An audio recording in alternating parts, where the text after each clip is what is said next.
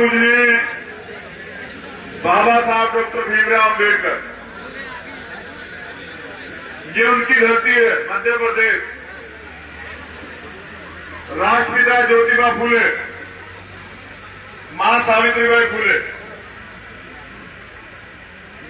छत्रपति साहू जी महाराज, शिवाजी महाराज, संत गाडगे जी महाराज, नारायण स्वामी, पेरियार साहब, पेरियार लल्लू यादव, जननायक कपूरी ठाकुर, बाबू जगदेव प्रसाद कुशवाहा, मेरे रहबर, मेरे आदर्श माननीय साहब श्री काशीराम, देश के लिए आदर्श शहीद उधम सिंह, भगत सिंह और भीम आर्मी के तमाम कार्यकर्ताओं, पदाधिकारियों, आजाद समाज पार्टी के तमाम कार्यकर्ता, पदाधिकारियों, मध्य प्रदेश की महान जनता, मंच पर उपस्थित हमारे सम्मानित साथी और मेरी बहन, हमारी प्रत्याशी, ये मध्य प्रदेश में पहली राजनीतिक सभा है। अब से पहले मध्य प्रदेश में मैं सभा में आया या आंदोलन में आया, मैं कभी वोट मांगने मध्य प्रदेश नहीं आया, आप तमाम लोग जानते हैं। मगर आज जो मैं आपसे कहने जा रहा हूं वो सुनना जरूरी है। सबसे पहले तो ये जो जनता यहां बैठी है ये मालिक है, क्योंकि आप नेता तय करते हैं, आप नेता चुनते हैं, आप नेता बनाते हैं, आप तय करते हैं कि विधानसभा में, लोकसभा में कौन जाएगा। और मुरैना में भी, कुमाऊनी में भी आप तय करेंगे कि विधानसभा में कौन जाएगा। मेरी माताएं बहनें यहां बैठी हुई हैं। ममता कुशवाहा सिर्फ एक नाम नहीं है।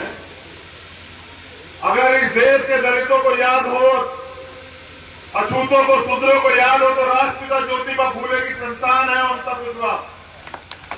और राष्ट्रपिता ज्योतिबा फूले और मां सावित्रीबाई फूले ने अपने जीवन का बलिदान दिया है, आपको पढ़ने का अधिकार दिलाया।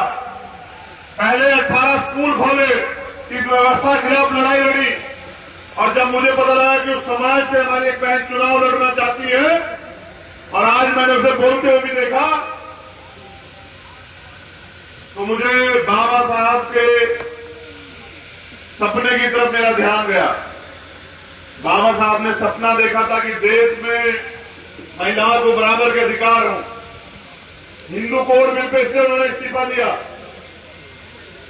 मगर जिम्मेदार साथियों, मेरी माता बहनों, नौजवानों, ये बाबा साहब की धरती है। तो बाबा साहब के सपने थे, उन्होंने अपने 4 बच्चों का बलिदान दिया। जिस तरह की राजनीति उत्तर प्रदेश और पूरे देश में, मध्य प्रदेश में चल रही है, मैं उस पर भी बात रखूंगा। मगर मैं आपसे कहना चाहता हूं कि मान्यवर काशीराम साहब के भी सपने थे, मान्यवर दीनदयाल वाल्मीकि साहब के भी सपने थे। मान्यवर काशीराम साहब का सपना था कि मैं अपनी जीवन की अंतिम सांस मऊ में मध्य प्रदेश की धरती में लूं। और क्योंकि बाबा साहब यहां से हमें मिले, तो वो मध्य प्रदेश को बहुजन समाज का शासक समाज देखना चाहते थे, बहुजन समाज का राज हम देखना चाहते थे। उनका सपना भी अधूरा।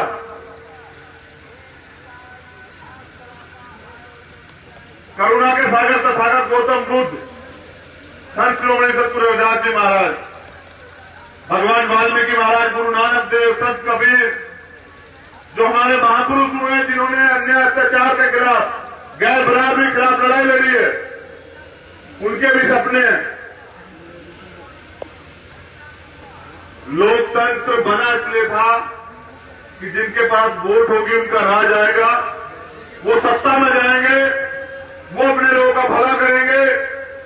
वोट का अधिकार आपको बिकने के लिए नहीं मिला है, वोट का अधिकार आपको गुलामी से मुक्ति के लिए मिला है। लेकिन मध्य प्रदेश में मुझे ऐसा लगता है कि अभी भी समाज तैयार नहीं हुआ। वो अभी भी बीजेपी, कांग्रेस या तमाम लोगों के पीछे खड़े होकर सिर्फ झंडा उठाना चाहता है। मैं मध्य प्रदेश की राजनीति में आपसे बात करूंगा। पिछली बार आपने 2 अप्रैल का संघर्ष किया। 2 अप्रैल के संघर्ष के बाद हजारों लोगों पे मुकदमे लगे, हजारों लोगों ने रासुका जेल काटी, निर्दोष लोगों की जान गई। भारतीय जनता पार्टी की सरकार थी, आपने उन्हें सबक सिखाने का निर्णय लिया और वोट किसको दी? कांग्रेस को, कि कांग्रेस आएगी और भारतीय जनता पार्टी से मुक्ति देगी।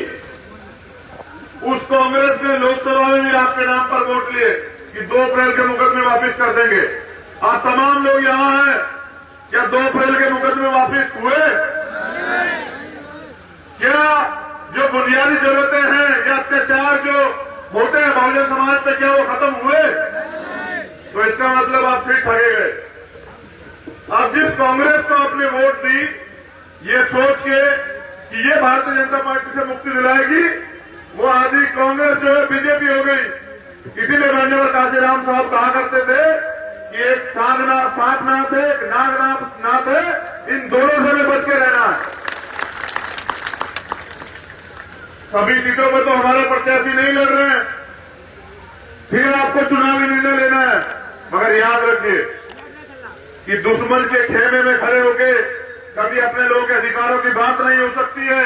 और जो वर्तमान की राजनीति चल रही है, मान्यवर साहब काशीराम साहब ने जो बहुजन मूवमेंट बनाया था वो इसलिए बनाया था कि इस मूवमेंट के बैनर पे हम शोषितों की, वंचितों की, गरीबों की, महिलाओं की, बहुजनों की, दलितों की, पिछड़ों की, मुसलमानों के, आदिवासियों की लड़ाई लड़ेंगे, उनको राजनीतिक अधिकार दिलाएंगे। लेकिन वो राजनीतिक दल भी, उसको भी सिद्धांतों से कोई मतलब नहीं है। हर व्यक्ति का अंतिम लक्ष्य सिर्फ सत्ता हो गया है। लेकिन क्या बहुजन समाज अपने महापुरुषों के बलिदान को भूल जाएगा? क्या बहुजन समाज जो अत्याचार अन्याय इस देश में हजारों साल से किया गया, क्या उसको भूल जाएगा? आज ममता कुशवाहा चुनाव नहीं लड़ रही है, आज चुनाव लड़ रही है तो भीम आर्मी लड़ रही है, आजाद समाज पार्टी लड़ रही है, एक कार्यकर्ता लड़ रहा है। नौजवान जिम्मेदार साथियों, वोट 2 धारी तलवार है। अगर मत का प्रयोग सही हुआ तो आपका फायदा होगा, आपके अधिकारों की बात होगी, आपकी सुरक्षा की बात होगी, आपको न्याय मिलेगा, आपके ऊपर जुर्म जाति जो अत्याचार होते हैं वो खत्म होंगे। अगर वोट का गलत प्रयोग हुआ, आपने अभाव में, प्रभाव में, संरक्षण में, किसी लालच में वोट दिया या गलतफहमी में वोट दिया, तो वो वोट आपका नुकसान करेगा। एससी एसटी के 131 एमपी बैठे हुए, ओबीसी की बात नहीं कर रहा हूं। लेकिन जब आर्थिक आधार पर आरक्षण लागू होता है तो वही सांसद बड़े बड़े हाथ उठाकर समर्थन करते हैं। जब प्रमोशन में रिजर्वेशन खत्म किया जाता है वही सांसद हाथ उठा के जय जयकारा लगाते हैं। जब एससी एसटी एक्ट खत्म किया जाता है तो वही सांसद जो है अपनी पार्टी के प्रति समर्पित होते हुए चुपचाप घर बैठे रह जाते हैं। क्या जनता सारे संघर्ष करेगी? अगर जनता सारे संघर्ष करेगी तो राजनीतिक दल किस लिए? और अगर जनता को सब कुछ करना है तो जनता निर्णय ले कि पिछले 5 साल में अगर दलितों पे, पिछड़ों पे, मुसलमानों पे, गरीबों पे, महिलाओं पे संविधान से अगर राज आई है तो वो कौन सा संगठन है, वो कौन सा दल है जिसने अपनी जान की परवाह न करते आपकी लड़ाई लड़ने का काम किया है? यह तमाम लोग जानते हैं। चुनाव खत्म हो जाएगा, तमाम लोग आपके बीच आएंगे, कोई दारू देगा, कोई पैसे देगा, कोई तरह तरह की बातें करेगा, कोई तरह तरह के लालच देगा। लेकिन जब चुनाव खत्म हो जाएगा वो लोग आपको ढूंढे भी नहीं मिलेंगे। आप उनके घर के बाहर जाओगे तो वो आपसे कहेंगे कि हमने कौन सा तुझसे वोट मांगी थी, तूने तेरी वोट तो हमने खरीदी थी। जो बिका हुआ वो हमसे कैसे सवाल करेगा? जो लोग बिना स्वार्थ के आपकी लड़ाई लड़ रहे थे, अगर उनको मौका मिलेगा तो मैं जिम्मेदारी से कह सकता हूं, मेरी बहन ने यहां से कहा और मैं राष्ट्रपिता ज्योतिबा फूले के समाज से रिश्ते बनाने के लिए आया हूं कि अगर किसी कमजोर पे अत्याचार होगा तो आप अकेले नहीं है। किसी बैकवर्ड के व्यक्ति पे, पिछड़ी बहन पे, भाई पे या बहुजन समाज किसी व्यक्ति पे अत्याचार होगा तो जहां आपका पसीना गिरेगा आपके तमाम बच्चे भाई अपना खून देने का काम करेंगे। लेकिन ये जो भाईचारा है जो सदियों से बना हुआ है, शायद आपको पता हो या ना हो कुछ समाज के लोगों, लेकिन हमें पता है कि कितना अपमान राष्ट्रपिता ज्योतिबा फूले ने कहा, कितना अपमान जो है मां सावित्रीबाई फूले ने कहा। जब वो को पढ़ाने के लिए जाती थी तो उनके ऊपर कीचड़ फेंका जाता था। जब वो दलित बच्चियों को पढ़ाने जाती थी तो उनको बेइज्जत किया जाता, उनको पत्थर मारे जाते थे, लेकिन उन्होंने तमाम तरह के अपमान से अपना रास्ता नहीं छोड़ा। क्या दलित समाज के लोग ये एहसास भूल जाएंगे? भूल जाओगे? अगर आज तुम अपने के साथ नहीं खड़े होंगे तो कल आपके साथ कौन खड़ेगा? सवाल कीजिए अपने आप से। ये लड़ाई सिर्फ वोट की नहीं है, ये लड़ाई है बहुजन भाईचारे की, ये लड़ाई है आने वाले कल के संघर्ष की। हालात बहुत नाजुक है बहुजन समाज के राजनीतिक रूप से, लेकिन नौजवानों का जो जोश है, जो जुनून है, वो भी एहसास करवा रहा है कि समाधान भी निश्चित है। मेरे जिम्मेदार साथियों, माताओं, बहनों, नौजवानों, बाबा साहब ने तमाम तरह की कुर्बानी दी और बचपन में मैंने बाबा साहब का एक सेंटेंस पढ़ा, आज आप भी सुन लीजिए, आपके काम आएगा। उन्होंने कहा कि जीवन जीना कोई बड़ी बात नहीं है, जीवन जीना कोई बड़ी बात नहीं है, बड़ी बात है स्वाभिमान से जीना। बड़ी बात क्या है? अगर इस देश में आप स्वाभिमान से नहीं जी पाते तो आपकी जवानी का क्या फायदा बताइए? इस देश में अगर आप अपने महापुरुषों के आंदोलन को आगे नहीं बढ़ा सकते हैं, अपने महापुरुषों के सपने को पूरा नहीं कर सकते हैं, आपका क्या फायदा? मेरी बात को बहुत गौर से सुनिए। किसे वोट देंगे? भारतीय जनता पार्टी को। भारतीय जनता पार्टी को वोट देने का मतलब है इस देश में संविधान की हत्या, अगर जिनसे संघर्ष होता है उनसे समझौता नहीं होता, जिन्होंने कल इतने लंबे समय तक इस व्यवस्था को संभाल के रखा, वो भारतीय जनता पार्टी आपका भला कभी नहीं कर सकती। उस भारतीय जनता पार्टी को दमन देने का काम आप लोगों को करना पड़ेगा। किसे वोट देंगे? कांग्रेस पार्टी को। आपने देखा था लोकसभा में भी और विधानसभा में भी इन्हीं लोगों ने आपका वोट भी आपको ठगा और फिर आपका इलाज किया। जब ये आप सड़क पर आंदोलन के लिए आते हैं तो ये लाठी मारते हैं। इनमें आइडियोलॉजिकल तो कुछ है ही नहीं, विचारधारा की लड़ाई तो कोई है ही नहीं।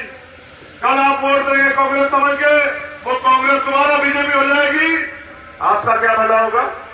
आप तो ये सोचते थे हमने दुश्मन को हरा दिया, हारा कौन? आप।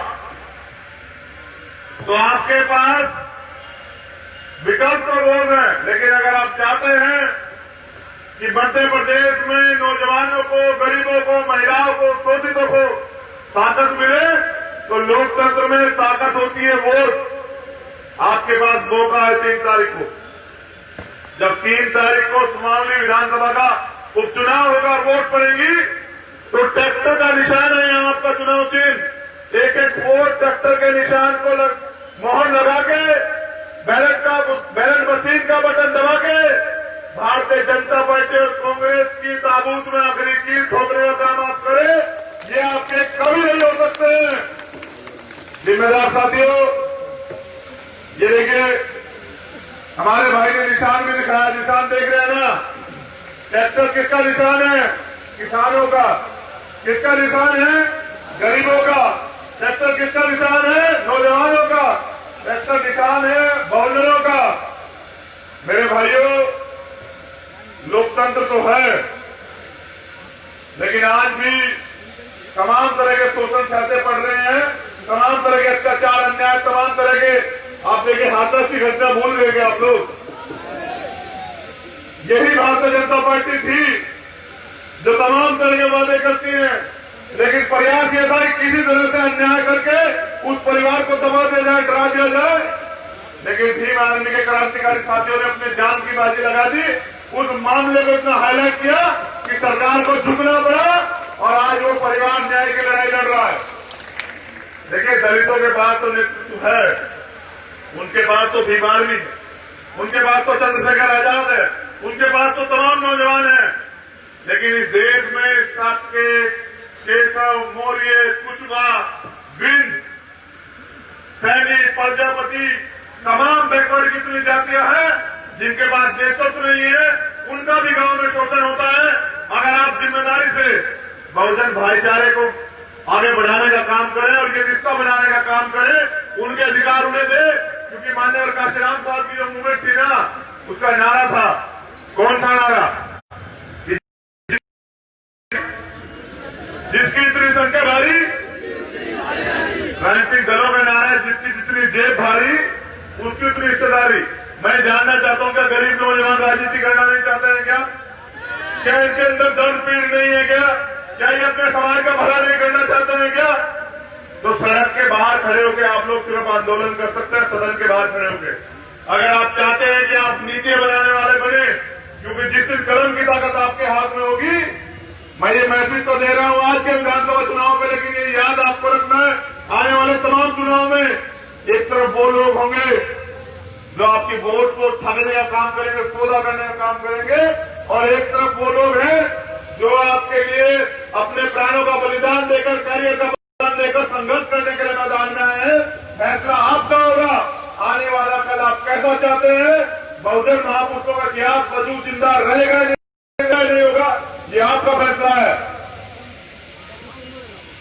जैसा मैंने कहा कि लोकतंत्र में नीतियां कौन बनाता है? जिसकी सरकार होती है। आपकी सरकार है, क्या आप सरकार बनाना नहीं चाहते हैं? क्या आप नहीं चाहते कि मुख्यमंत्री आपका हो? चाहते हैं नहीं चाहते, बताइए। तो देखिए भाई, 5 साल आप लोग सड़क पर बहुत आंदोलन करते हैं, भूखे प्यासे रह के। मैं भीम आर्मी के बहुजन समाज के कार्यकर्ताओं को जानता हूं, वो बेचारे कहीं भी मुसीबत होती है आंदोलन करते हैं, आधी रात जाते हैं, मोटरसाइकिल पे, पैदल, बरसात में, धूप में, सर्दी में, सब कुछ काम करते हैं। लेकिन जब वोट का समय आता है तो गुमराह हो जाते हैं। जो कार्यकर्ता 5 साल अपने जीवन में संघर्ष करता है, वो अगर 15 दिन चुनाव में मेहनत कर ले, तो मुझे पूरी जिम्मेदारी से मैं कह रहा हूं कि उनको जीतने से कोई नहीं रोक सकता है। भाई, वोट तो आपके पास है ना?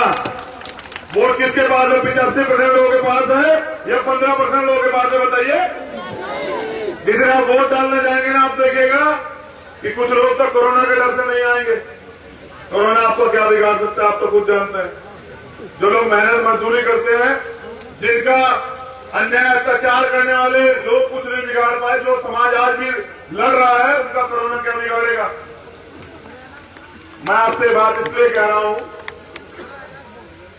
कि मैं अपने रहबर का सपना, माननीय साहब श्री काशीराम साहब का सपना, बाबा साहब का सपना, उस धरती पे जहां बाबा साहब पैदा हुए मध्य प्रदेश में, मैंने अपने मुंह सुना, माननीय काशीराम साहब कहते थे कि मध्य प्रदेश, उत्तर प्रदेश के बाद अगर कहीं राजनीतिक रूप से बहुजनों के लिए उपजाऊ भूमि है तो मध्य प्रदेश। लेकिन मध्य प्रदेश में हमारे लोग क्यों जो है कमजोर अपने आप को आंक रहे हैं? क्या आप लोग कमजोर हैं? क्या आप लोग अधिकार को छीन सकता है? क्या आपको कोई तुम्हारा गुलाम बना सकता है? तो ये जो मेरे हाथ में देख रहे हैं ना भाई, किसने दिए इस देश में सारे अधिकार हमें? किसने दिए हैं? किसने दिए हैं? बाबा साहब ने। और अगर आप चाहते हैं कि देश में आपके अधिकार सुरक्षित रहे, तो आपको इसकी रक्षा करनी पड़ेगी। इसको खतरा किससे है? किससे खतरे? किससे खतरे? इसको खतरा है मनोवादियों से। और अगर अपने लोग इसकी लड़ाई नहीं लड़ेंगे ना, तो अपने लोगों को भी खतरा हो जाएगा। समझ रहे? जिस घर के लोग अपने घर की रखवाली नहीं करते ना, उसी घर में चोरी होती है। तो एक अपनी बात को खत्म करते हुए मैं एक बार आपको चुनाव चिन्ह दोबारा दोहराऊंगा, और नौजवानों के लिए, क्योंकि नौजवान हमारी बड़ी ताकत है, एक लाइन जरूर पढ़ूंगा। चश्मा लगा के पढ़े।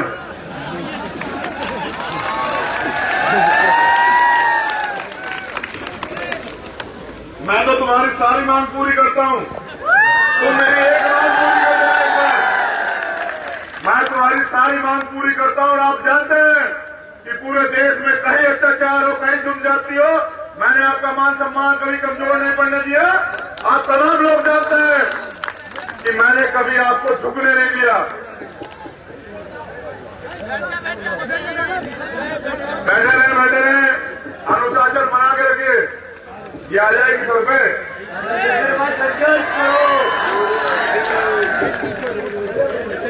चलिए मेरी बात खत्म होने दीजिए। ये नौजवानों के लिए सिर्फ कि संघर्षों के साय में घनघोर जवानी पलती है और इतिहास उधर झुक जाता है जिस ओर जवानी चलती है। जवानी किशोर है, मेरा तो महान उन्होंने बता दीजिए किशोर है जवानी। क्या कुमाऊनी विधानसभा से ममता जी वो विधानसभा भेजने काम करेंगे नहीं करेंगे? 2 हाथ उठाए बताइए। हमारी माताएं बहनें हाथ नहीं उठा रही है, भेजेंगे नहीं भेजेंगे? चलिए, चुनाव चिन्ह क्या है आपका? चुनाव निशान क्या है? मैं आपको एक और जानकारी देता हूं, सुनिए। मैं बिहार गया था ना, वहां निशान नहीं बोलते हैं, वहां छाप बोलते हैं। वहां बोलते हैं जैसे हमारा निशान वहां हेलीकॉप्टर है तो बोलते हैं किसको वोट करिए, तो बोलते हैं हेलीकॉप्टर छाप। आपके यहाँ कभी आप भी बिहार की भाषा में एक बार बता दो कि कौन सा छाप है? कौन सा छाप है? ये ट्रैक्टर जब चलेगा तो सब लोग जो है, वो जो लोग आपके अधिकार छीनना चाहते हैं, वो अपने आप जो है पीछे हट जाएंगे। मैं इनको जो है माला भेंट कर दूं? अभी तो एक सीट की लड़ाई है। जब दोबारा आगे चुनाव होंगे, मूल चुनाव, तो सारी सीटों पर लड़के आपका मुख्यमंत्री बनाने के लिए संघर्ष करेंगे। और जब आपका मुख्यमंत्री बनेगा ना, तो कोई नौजवान बेरोजगार नहीं रहेगा। अच्छे स्कूल बनेंगे, अच्छे हॉस्पिटल बनेंगे, तमाम तरह की सुविधाएं होंगी। आरक्षण को जिसकी इतनी संख्या वाली उतनी उसकी हिस्सेदारी के तौर पर लागू किया जाएगा। वो तमाम सपने जो बाबा साहब के थे वो लागू किए जाएंगे। मुझे सुनने के लिए बहुत बहुत धन्यवाद।